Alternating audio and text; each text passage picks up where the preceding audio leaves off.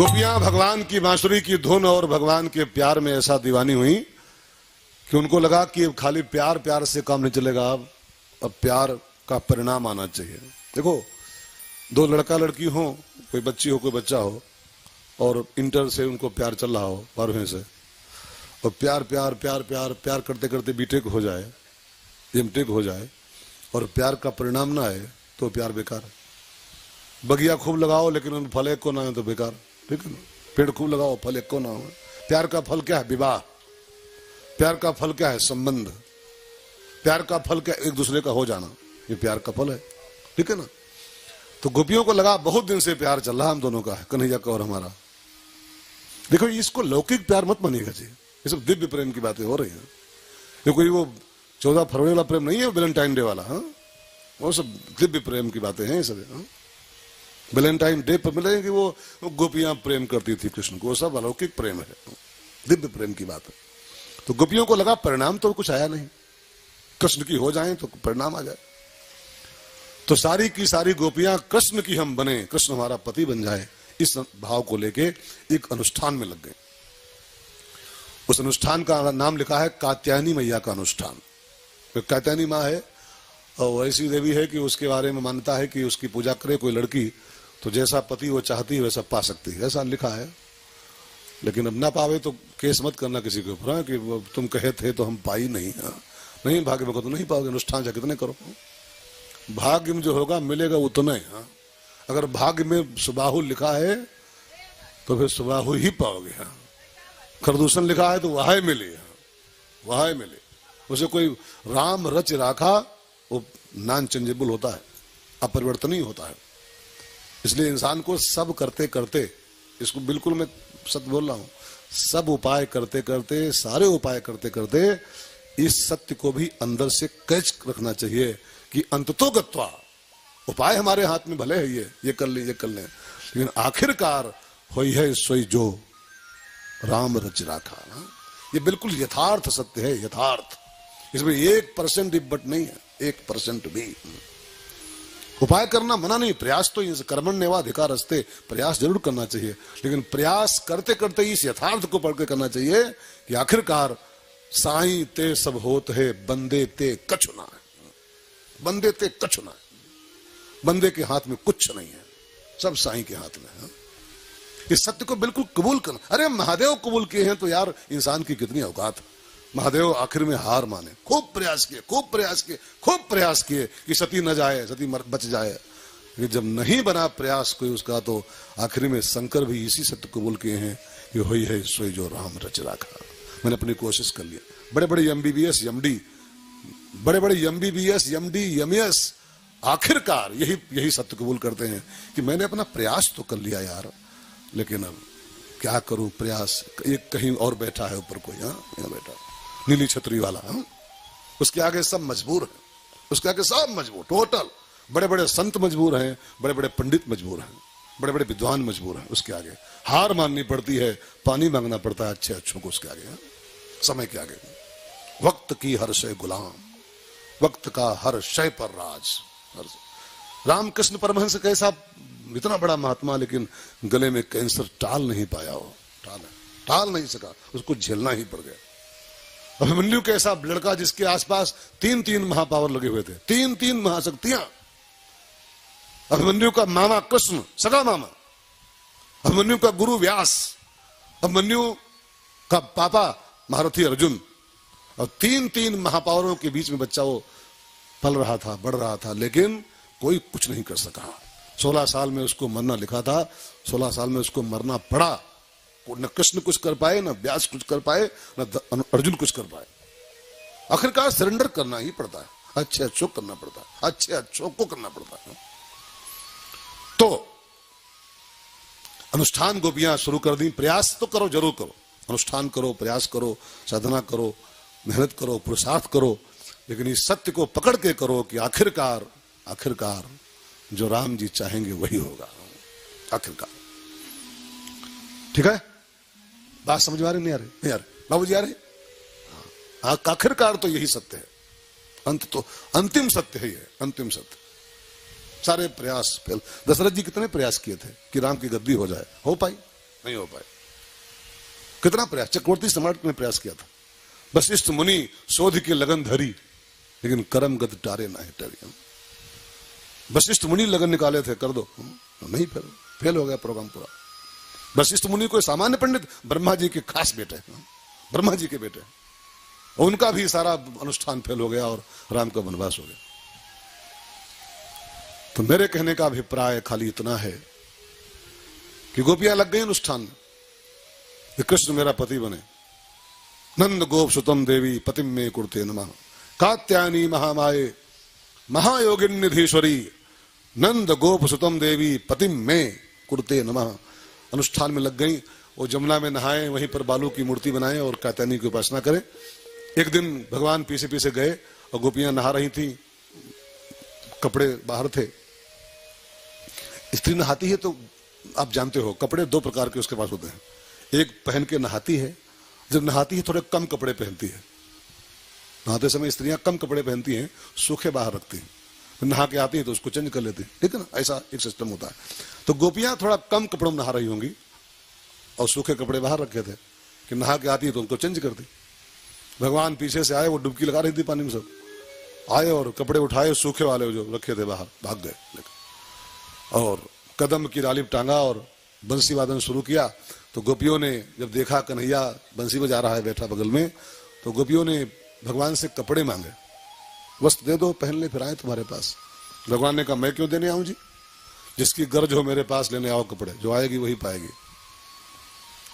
तो गोपियों ने थोड़ा शिकायत भी किया कि हम इस अवस्था में हैं, शर्म आ रही है, इनको लाज आ रही है, तुम पुरुष हो हम स्त्री हैं, कम कपड़ों में हैं, हमको शर्म आ रही है आपके सामने आने में, कपड़े दे जाओ चेंज कर लें फिर आए आपके पास। भगवान ने कहा नहीं, शर्म वरम छोड़ो, जब पति रूप में पाना चाहती हो तो पति से कौन शर्म। भाई एक तरफ अनुष्ठान करो कृष्ण मेरा पति बने, पतिम में कुरुते नमः, और पति से पत्नी शर्म करे तो फिर वो कैसे प्यार पनपेगा उनके बीच में। पति भी मांग रही हो, पतिम में कुरुते नमः, और शर्म भी पाले बैठी हो। तो गोपियों को लगा सही करें ठाकुर जी, जब पति रूप में इनको हमने मान लिया है तो पति और पत्नी में कौन शर्म होती। गोपियां पानी के बाहर निकल आई, जैसी अवस्था में थी वैसी आ गई, और भगवान ने कपड़े सबको वापस कर दिए और साथ ही साथ वचन भी दे दिया कि कुंवार की पूर्णमासी की रात्रि में जो कल बीत चुकी है, हम लोग थोड़ा लेट हो गए थे, कथा अगर एक दिन और पहले शुरू हुई होती तो मजा आ जाता, बिल्कुल वहीं पर सुई बैठती, हाँ निशाने पर। पहले एक बार मन में आया था कि खींच के सब पूरा कर दूं क्या राजपंच दे दे, फिर कहा नहीं नहीं यार, कथाओं का सब स्वाद भंग हो जाएगा, खींचतान में स्वाद सब भंग हो जाता है कथाओं का। उसे कल की लगन थी उसकी राजपंचाध्याय की, चलो देर आए दुरुस्त आए, कम से कम कल ही तो बीता है, बहुत लेट थोड़ा हुआ है, हाँ? कल माने कल, हाँ।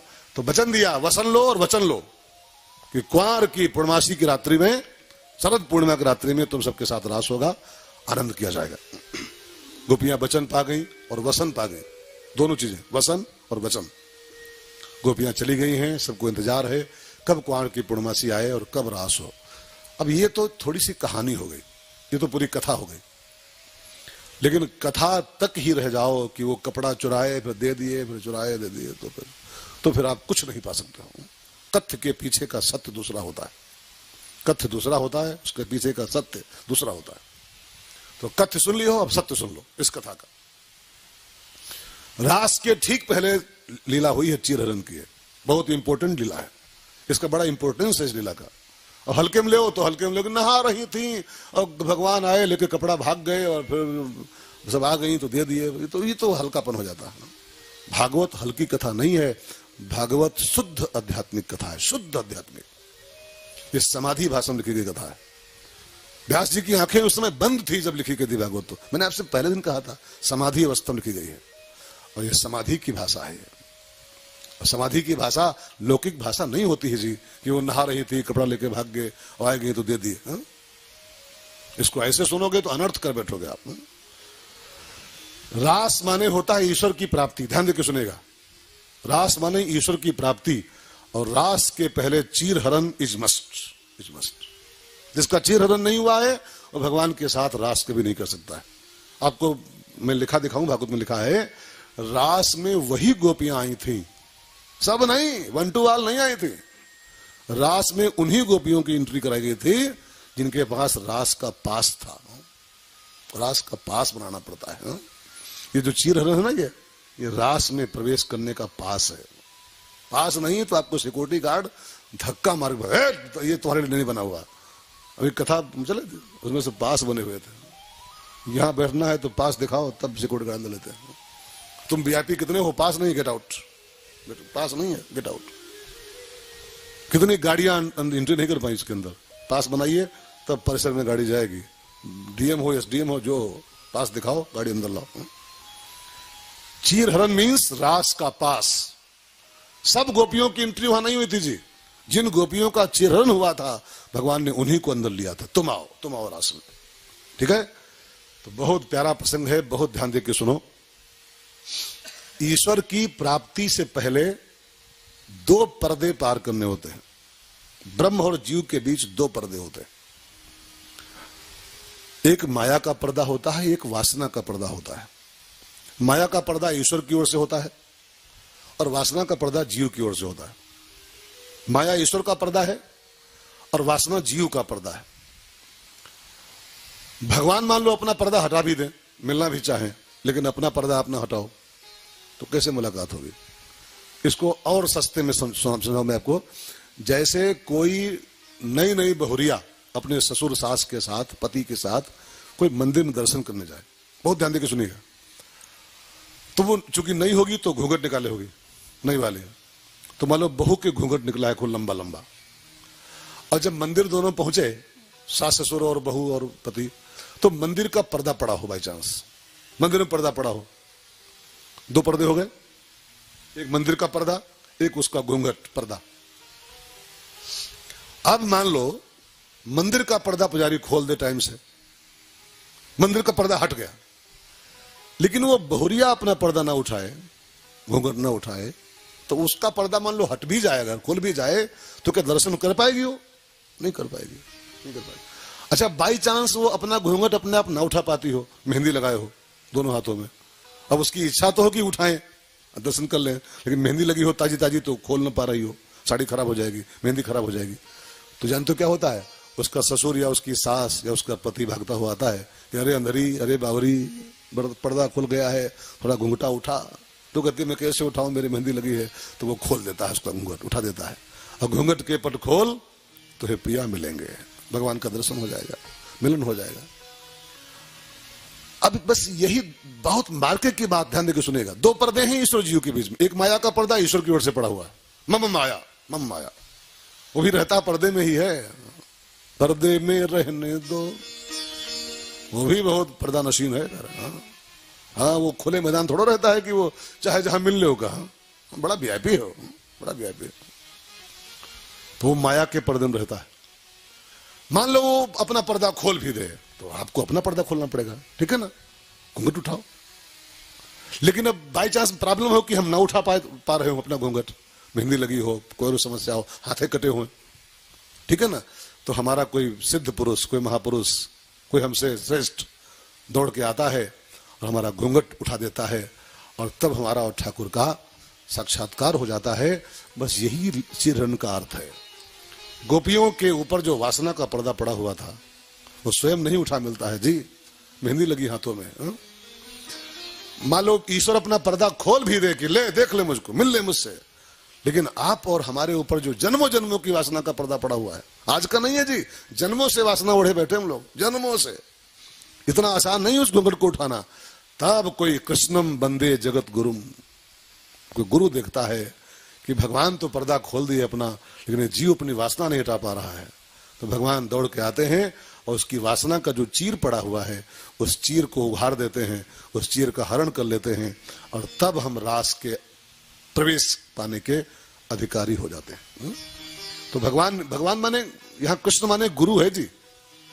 कृष्ण के दो अर्थ हैं शास्त्रों में, कृष्ण के दो अर्थ हैं, कृष्णस्तु भगवान एक अर्थ, और कृष्णम बंदे जगत गुरुम दूसरा अर्थ। कृष्ण गुरु भी है और कृष्ण भगवान भी है, ठीक है ना। तो रास में जो मिलेगा अभी गोपियों को वो भगवान कृष्ण है। वहां लिखा भी है भगवान अपी तारात्रि, ये रास का पहला श्लोक है, वहां कृष्ण को भगवान माना गया है, ठीक है ना। लेकिन जो चीर चुराया है गोपियों का, ये भगवान नहीं है, ये गुरु है। कृष्णम वंदे जगत गुरुम। और जब कोई गुरु हमारी वासनाओं का घूंघट पहले खोल देता है, हमारा चीर हर लेता है पहले, और तब हम भगवान को पाने के अधिकारी हो जाते हैं। ये इस कथा का वास्तविक अर्थ है। और बाकी लगाते रहो बुद्धि की, नहा रही थी और कपड़ा धरे थे, लेके भाग गए ठाकुर जी, अपना सिर पीटो बैठ करके। हाँ, सिर पीटो अपना। ये सब अर्थ नहीं कथाओं के जी। कथाओं के अर्थ बहुत गूढ़ होते हैं, बहुत गूढ़। कथा राम के गूढ़। माया का पर्दा ईश्वर खोलता है, लेकिन वासना का पर्दा कोई गुरु हमारा खोलता है। अब भगवान अपनी माया हटा दे, माया मेताम तरंतते, और गुरु हमारी वासना हटा दे, और दोनों के दोनों पर्दे हट जाएं, तब मिलन होता है, और यही रास कहलाता है। ठीक है ना।